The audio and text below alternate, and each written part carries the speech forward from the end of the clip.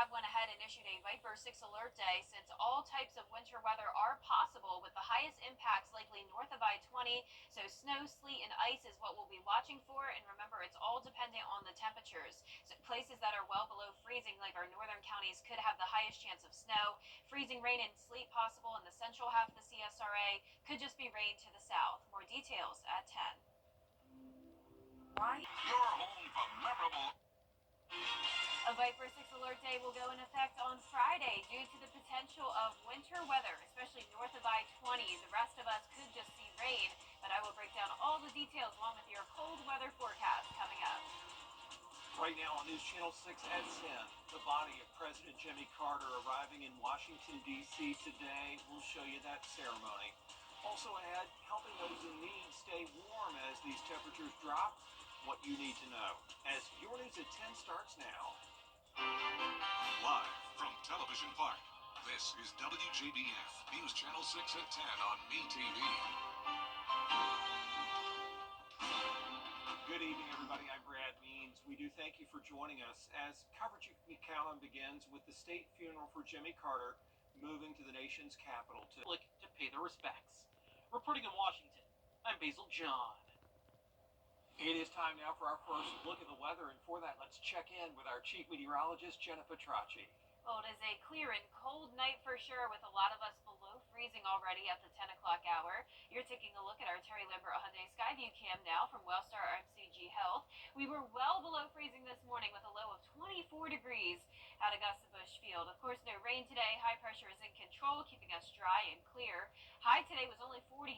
No one in the CSRA made it to the 50-degree mark. And right now, we're all the way down to 29 degrees in Augusta, 32 in Thompson, 31 in McCormick. Aiken also matching Augusta's temperature of 29. Same thing in Sylvania. Wrightsville, you're at 32, 33 at Waynesboro, and 31 in Washington.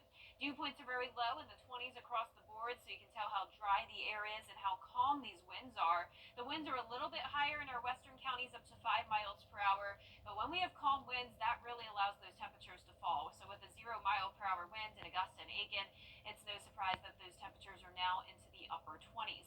The good news, though, when it comes to those calm winds is at least we don't have a harsh wind chill tomorrow morning, so it will actually be feeling like the actual air temperature. A few snow showers here and there to the north of us, but we are clear all across the southeast. Clear skies tomorrow, going down to around 23 degrees by the 6 o'clock hour. You can see it'll be another nice sunny day, getting to 28 by 9 and eventually topping off at 50 degrees tomorrow. Back down into the mid-40s for your highs on Thursday. Friday gets even colder, and at that point it will also be cloudy, and we have a high chance of precipitation, and some of that precipitation could be frozen. I'll have all the details on that coming up in the full Viper 6 forecast, but back to you, Brad. Jenna, thanks. And you know, there are places to escape these cold temps, thank goodness. Overnight shelters are available. You do have to get a clearance form filled out at the Richmond County Sheriff's Office. The shelters include the Augusta Rescue Mission, Garden City Rescue Mission, and Center of Hope. It's extremely important for us because we realize that there are limited spaces that people can stay when the weather is this bad. And so we feel fortunate that we can offer these services to the men of our community. But equally, we hope that, we can all, give them opportunity. At May Park, we're a warming shelter during our business hours, which is Monday through Thursday, 9:30 to 8, Friday, 9:30 to 6, and Saturdays, 12 to 4. So anyone can come in, and if they're too cold, they can warm up and come sit in the gym. We have chairs in the lobby also. For more details on those daytime warming centers and transportation to them, visit WJBF.com. Leaders in Aiken looking to the future tonight. They talked about new life for an old bridge. Graham Lee reports.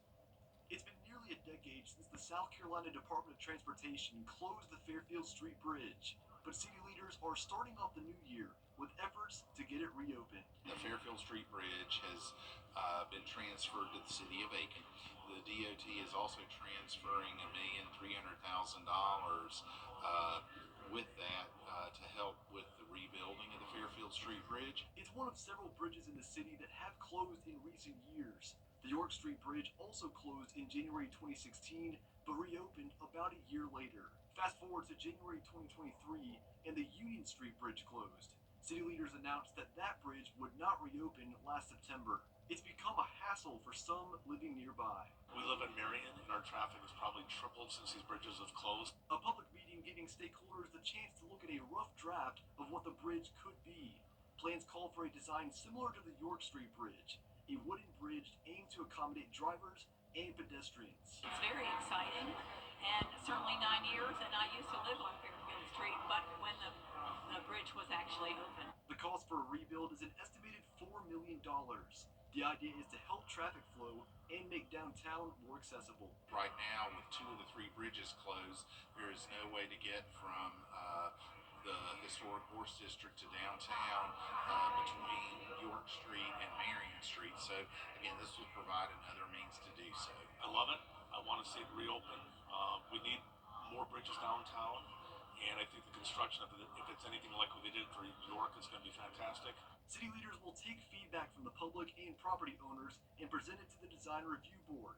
From there, rebuilding the bridge could soon become reality. In Aiken, Graham Lee, WJBF, News Channel 6.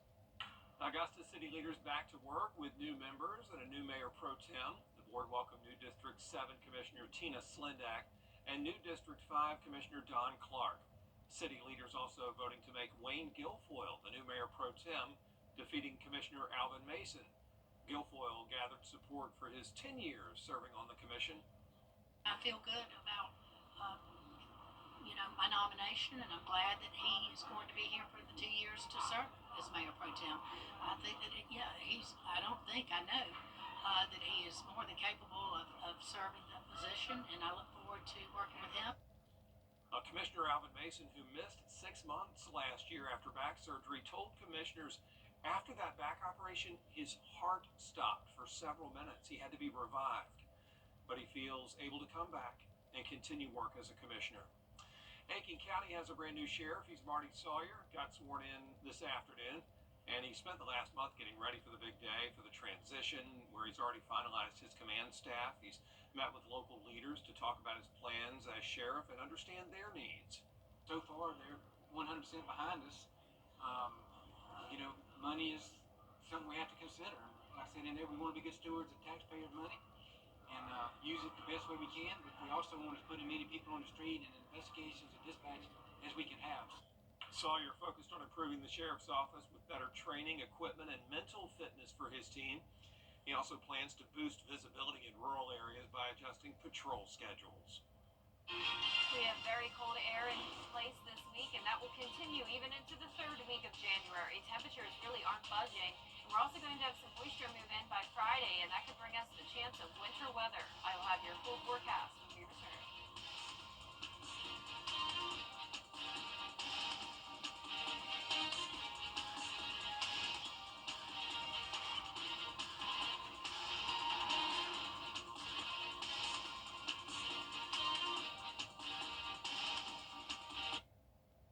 Services cares about our community. News Channel 6 wants you to join our team. We're looking for talented applicants in a variety of fields. To see a current list of job openings, visit WJBF.com/work-for-6. Join our team today. Now, your most accurate forecast with WJBF Live Viper 6. Welcome back. I hope you're having a nice week so far and staying warm. You're taking a look at our Terry Lambert Hyundai Skyview Cam in Emmanuel County. Completely different situation from last night. We had the winds whipping back and forth here, but now you can barely even notice the American flag as it is completely still with calm winds across the majority of the CSRA. So at least we don't have the harsh wind chill tomorrow. The actual temperature will mimic what it feels like outside. 29 right now, and that means by tomorrow morning we will easily be able to see some low 20s. Visibility is okay at 10 miles since we have no moisture around to create any fog. And as for our temperatures, most of us are in the low 30s, but as I mentioned, 29 in both the metro, Aiken, and down in Sylvania. Millen, you're at 32, right at the freezing mark, and below freezing at 31 in Thompson, 30 in McCormick and Saluda. We have clear skies here in the CSRA in the majority of the two-state, but pay attention to this area of cloudiness here and a few stray showers. And And notice that brown dashed line. That's representing a trough of low pressure, and this will be that Gulf low that we've been talking about for around a week now that was expected to form down there off the coast of Texas. That'll eventually slide parallel to the Gulf of Mexico along the coastline here and eventually go up towards Georgia, bringing us the chance of winter weather by Friday. In the meantime, tomorrow, just plain cold and bone dry, 23 in the morning, climbing to the upper 40s in the afternoon. And looking ahead here, those temperatures really aren't budging much. We'll warm up to 30.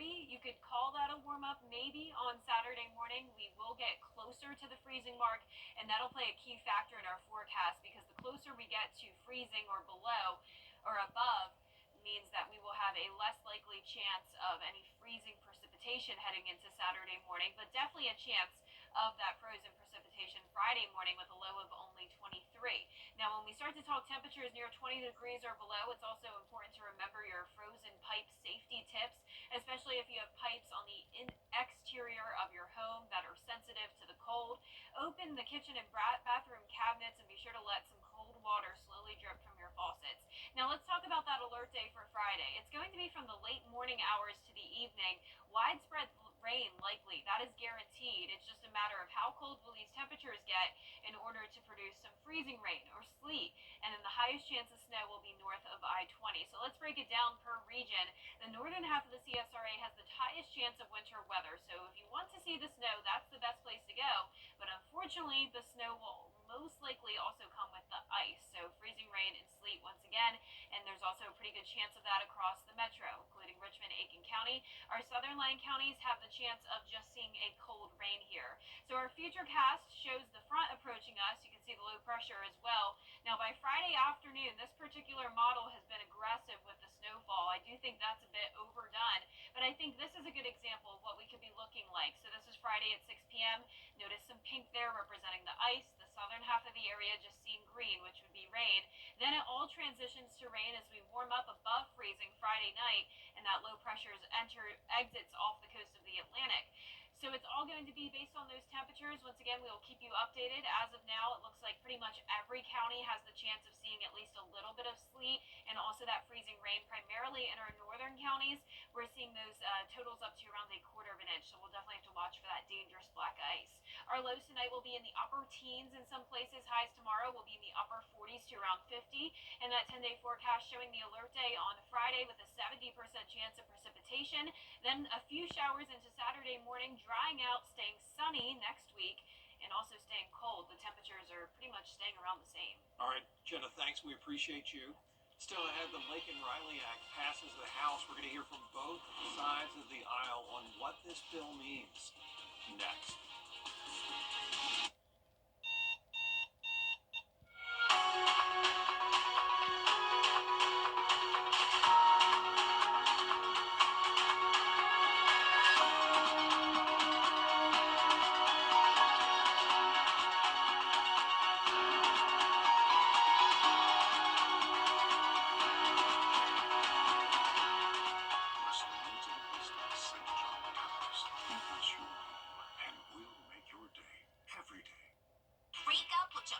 Still ahead on News Channel 6 at 10, the South Carolina team gearing up for the Border Bowl this weekend. We'll hear from their head coach.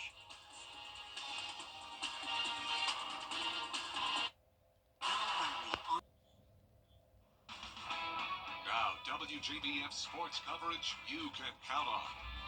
The Augusta men's basketball team will hit the road this weekend to face off against USC Aiken in a Peach Belt Conference matchup. The men are coming off a thrilling 79-75 come-from-behind victory against Columbus State. And after going 0-4 to start out the season, the Jaguars are now on an 8-game winning streak. Augusta will rely on their two leading scorers, Dimitri Gardner, who's averaging 23 points per game, and Maximilian Amadison with 18 points per game. From a scoring perspective, we're on two guys. We still got to be able to score off of them a little bit better. In other words, with them kicking out or how they're getting double teams. Now we're still trying to figure that out. And the main thing is we're 2-0 at home in the league, and now we got to go on the road and play 2 games. Tip-off set for Saturday, 3:30 p.m. The women will play the first game of the doubleheader at 1:30 p.m. And South Carolina's Ashlyn Watkins officially out for the remainder of the season. Watkins suffered a torn ACL during their game against Mississippi State. She was second on the team with 6.4 rebounds per game, averaging 7 points through 14 games. South Carolina resumes SEC play with their home opener against Texas A&M on Thursday. And Team South Carolina gearing up for Border Bowl 12 this weekend.